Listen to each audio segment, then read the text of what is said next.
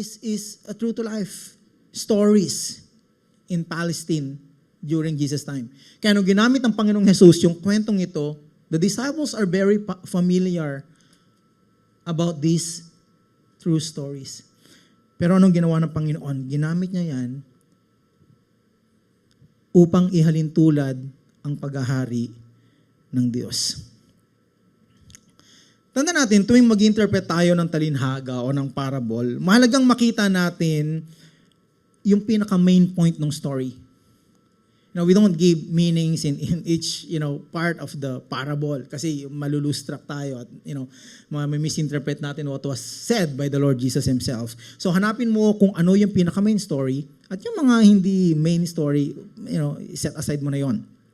So anong ibig kong sabihin? So for example, sa kwento natin, handang event, yung pinaka-main point natin dito, o pinaka-pangunahing aral natin dito, ay yung kahandaan ng lalaki na ibenta ang lahat ng kanyang property just to get that piece of land. His willingness to sell everything that will cost him just to pay the price. Yun yung pinaka-main point. Ano yung medyo hindi pinupunto ng Panginoon dito?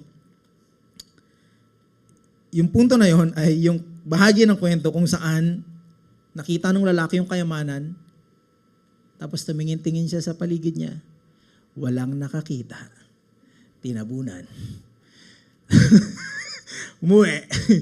Binili yung lupa na hindi sinasabi sa may-ari na may kayamanan doon. Why is that not important? Why? Because that is not in line with the values of God. And the next parable actually, yung sa prayers, yung susunod, yung ganong klaseng side story ay hindi na bahagi. Why? Because the main point of God is the experience of finding the treasure of God. And that is the kingdom of God. Dahil yun lang yung pinaka-main point ng kwento natin ngayon.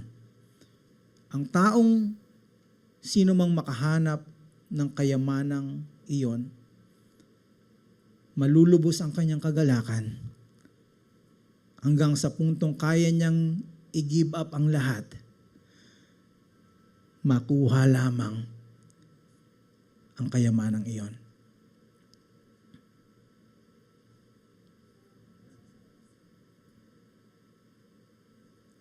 Magandang tanong sa atin, are we willing to give up everything for the kingdom of God?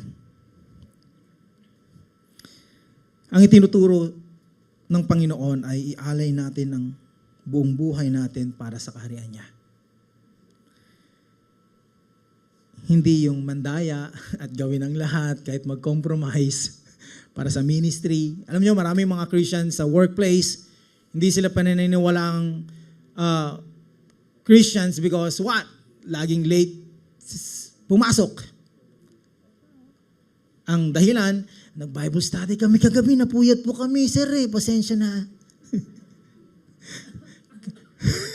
No? Kaya tuloy, yung mga businessmen, pag sinabing, Christian po ako, ay, ayoko sa'yo. Bakit, sir? Lagi kayo late. Lagi may Bible study. Lagi absent. If you are a believer, show them what it's like to be a kingdom person. Be the best person in your company. Excel in everything you do so that they will believe that, wow, your God is really amazing. Because it transformed you rather than the lousy Christian who don't do his homework. Lagi na lang prayer, Lord, busy sa ministry, Lord, give me the answer. Tapos pag wala na siyang answer, Lord, patabihin mo naman sa akin yung pinakamatalino.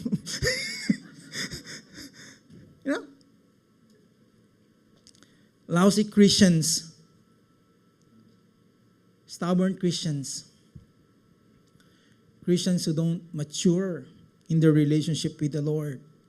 No. Hindi yun ang kalooban ng Panginoon. Ang kalooban ng Panginoon is that ang buong buhay natin ay ialay natin para sa Kanyang kaharian. When we're worshiping this morning, hindi alintana yung liit ng inyong stage to give everything for the Lord. Choreography, may sumasayaw, may kumakanta, at hindi kahit maliit yung lugar natin dito, hindi tumatama yung kamay ng dancer doon sa song leader o doon sa nagigitara. Why? Because we want to give our best for the Lord.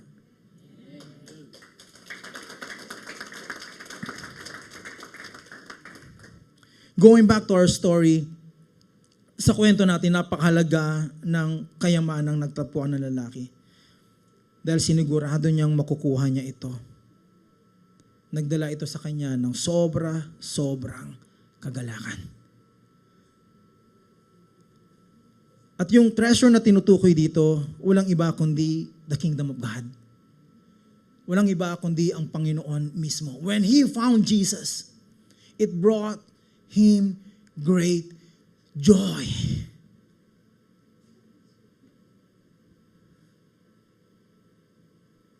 Kamusta si Joy? Kamusta ang joy ninyo? Ang joy lang natin, yung pag sumisili, pag September na eh. Pag Christmas na, yun lang yung nagiging joy natin. Sana hindi. Kamusta yung joy natin? That's why our second pointer for today is found treasure brings joy. Hindi, may nakita ba kayo nanalo sa sweepstakes o nanalo sa loto tapos malungkot siya? At sinasabi niya, nanalo ko sa loto eh. Magkano? 35 million lang. Walang ganon. How much more the treasure that is everlasting? Kaya yung lalaki, kaya niyang ibigay lahat just to get that treasure.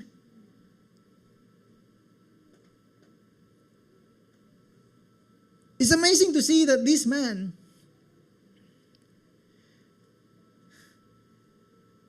binili niya yung lupa filled with joy, not filled with hesitation. Not filled with worry. Yung mga investors, talagang pag-aaralan muna nila yan, and then parang, paano pag hindi nag-work yung investment ko? Ubos yung pera ko. Sayang, siguro kalahati lang. When you follow the Lord, wholeheartedly.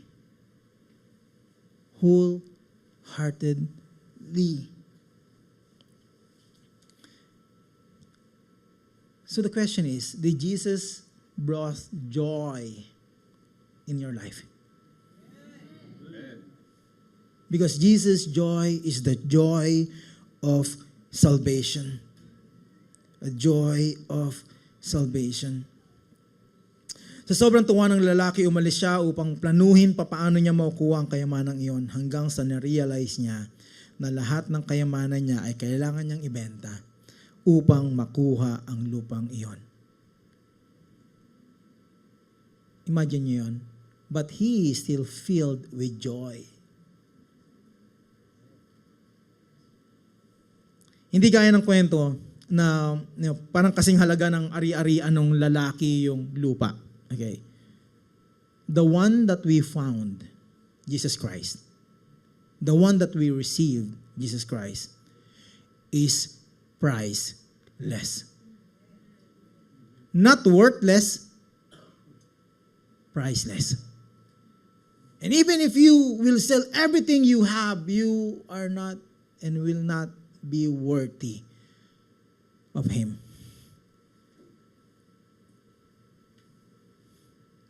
But the good news is that He allowed you to sold everything and follow Him. To give up everything and follow Him. Walang bayad ang kaligtasan pero hindi cheap. Walang bayad ang kaligtasan pero may requirement ang pagsunod at pagiging alagad. Na-realize ba natin yon? Salvation is free, but Jesus said, Matthew 16:24, if anyone wants to come after me, he must deny himself, take up his cross, and follow me.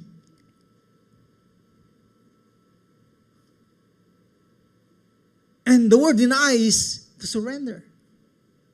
To surrender your rights, to surrender your dream, even to surrender your maybe possession. That's why Barnabas can sell his property and give it to the apostles. Because he wants to deny himself, take up the cross, and follow Jesus. If we want to be a disciple of Jesus, we have to surrender to Him ourselves, our everything. Walang ibang paraan. And whenever we sell everything, whenever we give everything to Jesus, it should not be out of compulsion, out of requirements. No. It should be out of joy. Out of joy. If we translate yung joy na sinasabi doon, it is a great joy. It is the same joy that we sing every December, every Christmas. Ayusin ko lang yung boses ko ba? Maganda yung pagkanta. Joy to the world, the Lord. Amen. There's no other joy aside from the joy that the Lord has come. The Lord has come. Alam niyo saan galing yon? Luke chapter 2 verse 10 to 11. Ngunit sinabi sa kanila ng anghel, huwag kayong matakot, ako'y may dalang magandang balita para sa inyo na magdudulot ng malaking kagalakan sa lahat ng tao.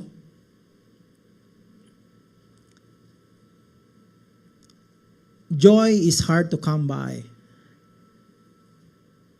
You can have all the richness of the world without joy. But you can lose everything but filled with the joy of salvation. People who are the saddest people on earth are actually the people who hoards the wealth of the world. Why? Because we try to fill the hole inside that only the joy of salvation, only Christ can fill with the treasures of the world. It is an everlasting hole. But treasures of the world has ends. And it cannot fill that hole. Alam niyo ano lang yung pwedeng pumuno doon sa butas na meron tayo? It is an everlasting hole. I call it everlasting hole because only everlasting God can fill it. Wala nang iba. Amen? Find the treasure in Jesus Christ. Kailangan nating maunawaan kung ano ang ginawa ng Diyos sa buhay natin so that the joy will spring up like a spring in your hearts. The joy of salvation. And that's moved to the third point, that receive joy changes life. Walang iba. What does the joy of God's salvation brought us? Renewed mind, changed life.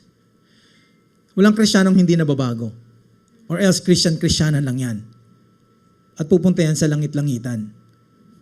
Actually, dagat-dagatan yon. Apoy. Walang Christian na hindi nababago. Sabi mo sa katabi mo, walang Christian hindi nababago.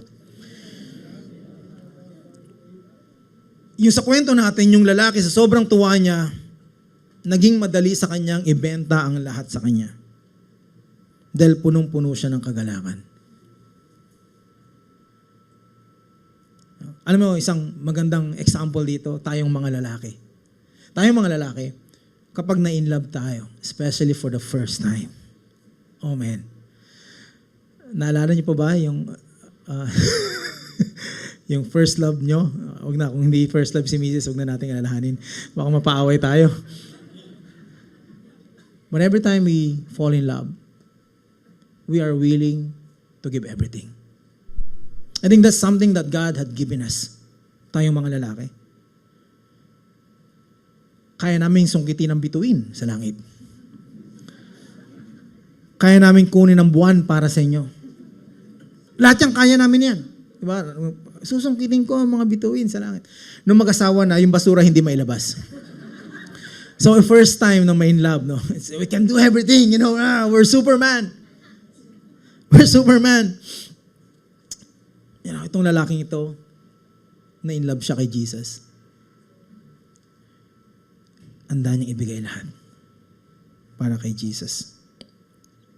Tanong po para sa atin, ngayong anniversary ng church. Happy anniversary, by the way, bago ko makalimutan. Palakpakan naman natin ang Panginoon. 38 years! Wow! Praise the Lord! Praise the Lord! Grabe ang kabutihan ng Panginoon. Lalong-lalo na sa church because that is His bride. Tayo ay babalikan ng Panginoon at Kanyang pakakasalan. We will celebrate with the Lord in His second coming. So it's good to ask ourselves, lalo na ngayong nagdaraos kayo ng inyong anibersaryo,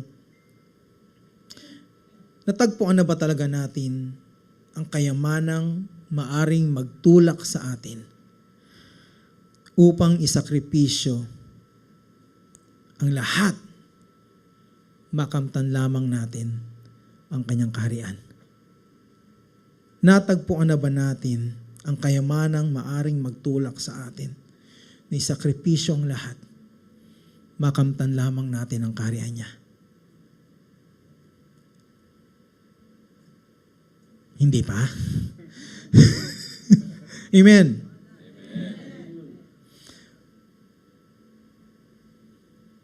Yun lang yung pinakamahalaga sa lahat. Ang Panginoong Jesus. Ang makasama ang Panginoon sa pangwalang hanggan. All these things in life will all perish. Babaguhin ng Diyos ang lahat. Into the fullness of the likeness of the Lord Jesus Christ. Amen? Amen. Malapit kayo doon.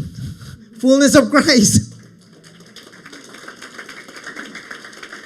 And I believe, hindi ito ipinangalan sa church ninyo dahil ang cute.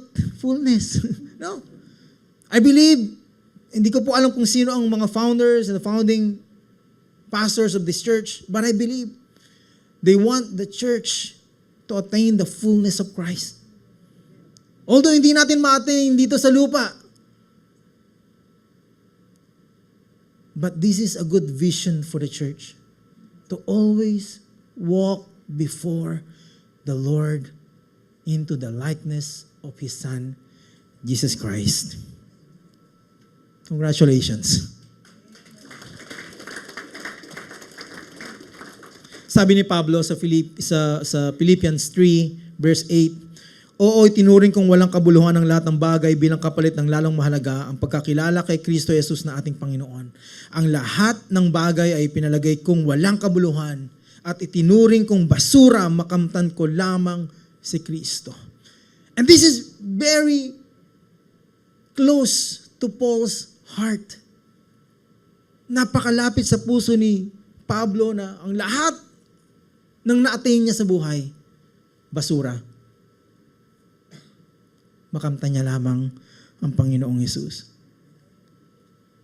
Kamusta ang mga puso natin? Church, the treasure is no longer hidden. The kingdom of God now can be everywhere. Wherever you are, wherever there is a believer, there can have a glimpse of God's kingdom. Kahit nasaan tayo, pwede tayong maging ilaw ng kaharian ng Diyos. Ang problema, tayo ang nagtatago ng kaharian ng Diyos sa kanila. Maraming Christians, they are secret agent.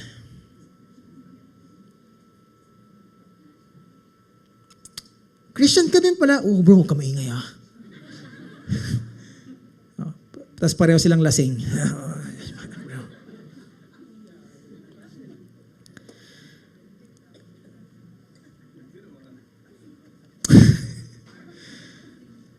Maraming dahilan upang hindi natin unahin ang karya ng Diyos. Takot, hiya, o kaya naman walang kakayanan, hindi na alam paano mag-share ng gospel. Maraming dahilan dahil ayaw gumawa ng paraan. Sa biyaya po ng Panginoon, sa ministry namin sa Dawn for the Poor o Bukang Liwayway, marami rin ganyan. Secret agent. Pero we never stop discipling them. Kapag natatakot sila, pinapakilala namin kung sino sila ngayon sa harapan ng Diyos.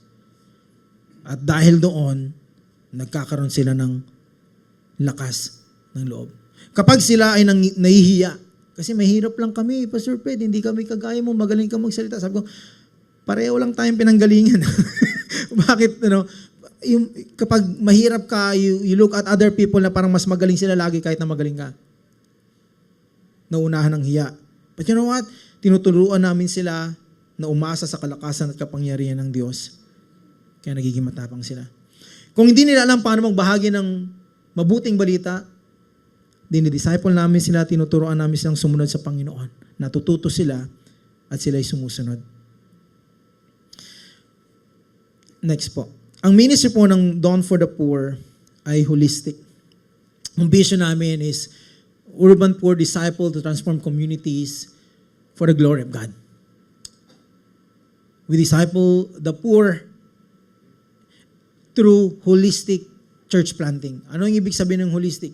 Holistic means, next,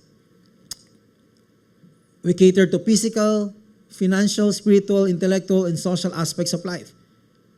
Kung paanong sinabi sa Luke 2:52, tungkol sa Panginoong Yesus, and He grew in stature, physical yon, with wisdom, intellectual and emotional yon, favor with God, and favor with men. Kasi naniniwala kami na ang mga mahihirap, they are less privileged. Kailangan nila ng tulong. And Jesus' mission is statement. Luke 4. Ano sabi niya doon? The Spirit of the Lord is upon me because He has anointed me to preach the good news to the poor. And Jesus' mission statement never changed. He didn't change His mission statement. He came first to proclaim the good news to the poor.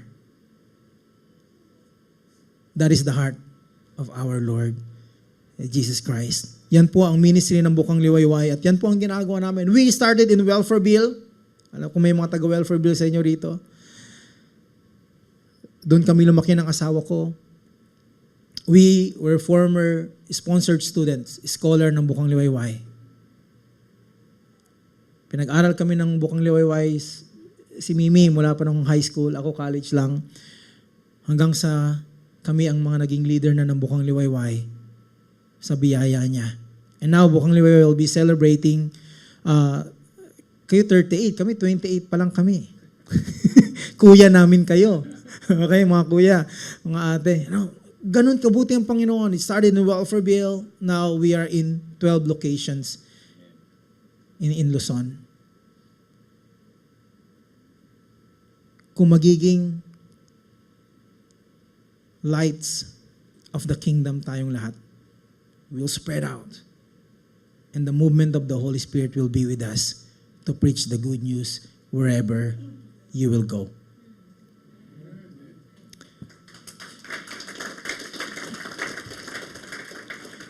Hindi po kami naiiba sa marami sa inyo. Share sa akin, nila Pastora Hilda, no, yung kung saan kayo nanggaling, and I was even more delighted to know na wow, pare-pareho tayo. Praise God. You know why? Because God said, "Blessed are the poor." Also sa Matthew, "Blessed are the poor in spirit, for theirs is the kingdom of God." Kay Luke, "Blessed are the poor" lang. And if we look at the 12 disciples, the 11 disciples, they were normal people. Hindi sila ganun kilala sa society, but God used them to spread out the gospel at purihin ang Panginoon. I want to introduce to you si Miss Rosalie to share her testimony for us today. Mapagpalang araw sa inyong lahat. Ako nga po pala si Rosalie Rivera, isang health community volunteer ng Bukang Liwayway Foundation. Nag-umpisa ako noong taong 2013. Ako po ay 45 years old na. Taong 2013, naging pasyente ang aking asawa, pati ang aking mga anak. Sa tulong ni health team ng Bukang Liwayway, ng LOTS program, natulungan nila ang aking asawa na may pagamot. Dahil nung panahon iyon ay kami ay walang-wala. Walang-wala kaming pera, wala kaming kamag-anak dito sa lugar na ito. Lumapit ako sa isang nanay na ang pangalan niya si Ma'am Arlene Bonifacio. Siya ang nilapitan ko. At hindi naman ako nabigo hanggang sa dumating yung time na parang ayaw ko na kasi kami lahat pati mga anak ko nagamutan sa baga. Salamat sa Bukang Liwayway kasi nagkaroon sila ng ganong program, ng health program na malaking tulong para sa kagaya namin na halos walang-wala na, walang malapitan. Sila ang ginamit ng Diyos para kami maabot. Ginawa niyang instrumento si Bukang Liwayway para kami ay matulungan at maabot. Kaming maliliit na hindi nakikilala ng gobyerno natin kasi nasa laylayan kami. Halos hindi na sa sobrang dami ng populasyon, hindi na kami nakikita ng gobyerno. Si Bukang Liwayway, inabot kami. Napuntahan kami dito sa bundok na to, napuntahan kami, natulungan, inabot nila ang palad namin. Kaya nagpapasalamat ako sa Bukang Liwayway na kami ay nakilala nila at naabot nila. Bilang isang health community volunteer, ang naging aral sa akin ay napakalaki. Kasi hindi lamang sa pagtulong sa aking komunidad o sa aking community, kundi kung paano ko ma-share yung salita ng Panginoon at maipakilala ang Diyos at magkaroon sila ng relasyon. Hindi lamang sila sa gamot aasa, kundi number 1 na yung lumapit ka sa Diyos, manalangin ka. At hinahangad ko rin na balang araw, hindi lamang pasyente ang turing ko sa kanila, kundi kapatid at kasama ko na sila sa gawain. Bawat pasyente, hindi lamang pasyente ang ituring nila sa sarili nila, kundi matuto silang mag-share, tanggapin at magkaroon sila ng relasyon sa Diyos. Dahil kung may relasyon ka sa Diyos, yun yung pinaka-panalo mo. Panalo mo na nakakilala ka, pwede ka rin mag-share sa iba. Minulat niya kami na may Diyos talaga. Andyan ang Diyos laging nakagabay sa amin sa araw-araw. Huwag lamang akong tumingin sa kung ano ako ngayon. Kasi ang Diyos ay lagi kong kasama. Yun ang pinaka-proud akong sabihin na bunga ako ng Bukang Liwayway. Ako yung buto na tinanim nila na umusbong. Na nawa, sa tulong ng Panginoon ay umusbong pa.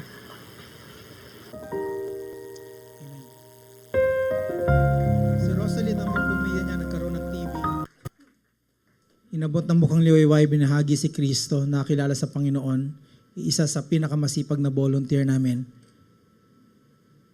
Nakipag-partner kami sa Antipolo City. Halos taon-taon, 100 plus ang gumagaling sa TB sa pamamagitan ng ating organisasyon. at marami nakakakilala sa Panginoon. Sa Bukang Liwayway, ginagamit namin ang iba't ibang proyekto, programa para ibahagi si Kristo. Livelihood programs man yan, sponsorship program man yan, health, medical program man yan, upang tulungan ang mga mahirap at sa huli dalhin sila sa Panginoon. Dahil naniniwala kami na dapat unahin si Kristo. Number 2, ang kaharian ng Diyos ay nagdudulot sa atin ng kagalakan ng kaligtasan. Ang tanong sa atin, nararanasan mo ba ito? Kung nararanasan mo, ibahagi mo ang kaligtasan sa iba. Paano? Make disciples. Make disciples. So, huwag nating baliktarin. Minsan binabaliktad natin. Matthew 16:18 ang sabi doon ng Panginoong Hesus, "And I also say to you that you are Peter, and upon this rock I will build my church." Sino magbibuild ng church? Tayo? No. Jesus. Anong pinapagawa niya sa atin? Matthew 28:19-20, make disciples. Tayo yung inutusang gumawa ng disipulo. And Jesus will build His church. Amen? So make disciples. Number 3, ang kaharian ng Diyos ay nagbabago ng ating buhay. Nababago ka ba? Amen. Ialay mo ang iyong buhay para sa kaharian ni Kristo. Paano? Live as kingdom person. Kingdom people. Living testimony of God's kingdom. Matthew 6:33, "Seek ye first the kingdom of God and His righteousness, and all these things shall be added unto you." Hindi ko po pangako yan. Pangako ni Jesus yan. Ipagkakaloob ng Diyos ang lahat ng pangangailangan ninyo kung uunahin nyo siya. Hindi nyo na iisipin pang, Lord, nasaan na yung promise mo? No? Kapag inuna mo siya, makalimutan mo may sakit ka, makalimutan mo may taning ka pero buhay ka pa. Why? Because God is so powerful and trustworthy that He will do His promises to your life. Kaya, if your priority is God's agenda, He will take care of yours. He will take care of you. Ang kaharian ng Diyos ay nasa iyo na. Huwag mong itago. Ipakita mo sa iba nang sila ay tumanggap din at maging bahagi ng kahariang dakila. Amen? Finally, kung magsasakripisyo ka para sa kaharian ng Diyos, parang hina ng sagad ninyo. Ulitin natin ha. Kung magsasakripisyo ka para sa kaharian ng Diyos, isagad mo na. Kung sasamba ka sa Diyos, isagad mo na. Kung magbibigay ka sa Diyos, isagad mo na. Church, kung maglilingkod ka sa Diyos, isagad mo na. Dahil ang pag-ibig ng Diyos sa iyo ay sagad. Hanggang kamatayan, hanggang buhay na walang hanggan.